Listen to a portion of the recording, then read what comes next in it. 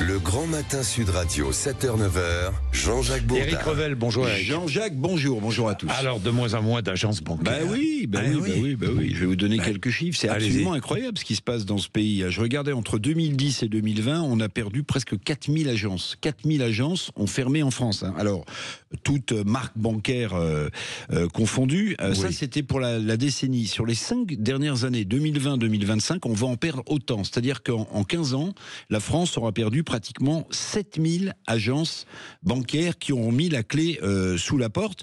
Je regardais, alors un peu partout dans en les France, petites villes et dans les les campagnes. petites villes. Alors vous avez le réseau Crédit du Nord, Société Générale, par exemple, qui ont mutualisé leurs forces.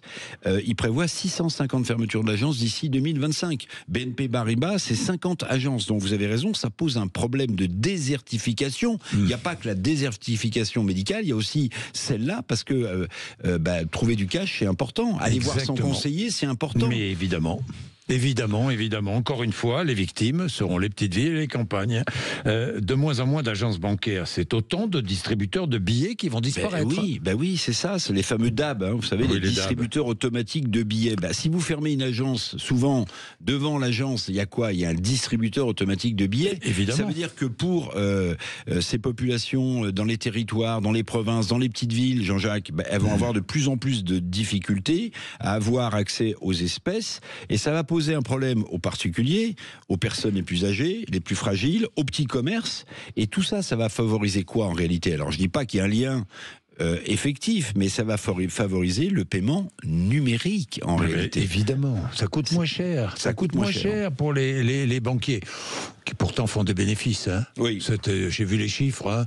Bon, le paiement en liquide est condamné alors. Alors, c'est la question qu'on peut se poser. C'est le début de la condamnation du paiement en liquide. Fermeture des agences, j'en parlais.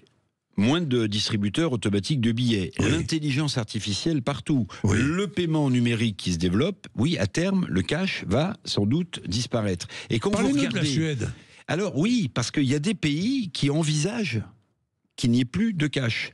La Chine, Jean-Jacques, je regardais deux grosses applications de paiement numérique, WeChat Pay et Alipay, ça s'appelle. Déjà, la numérisation en Chine est partout. Et la Suède, vous en parliez. Écoutez, la Suède envisage une société sans cash en 2030. C'est pour demain. C'est pour demain.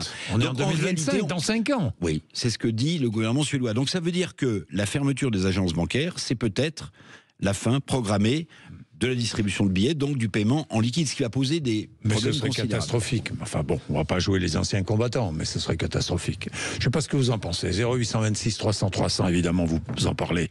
Et vous en parlez entre vous, et vous en parlez avec nous. Il est 7h29, vous êtes sur l'antenne de Sud Radio.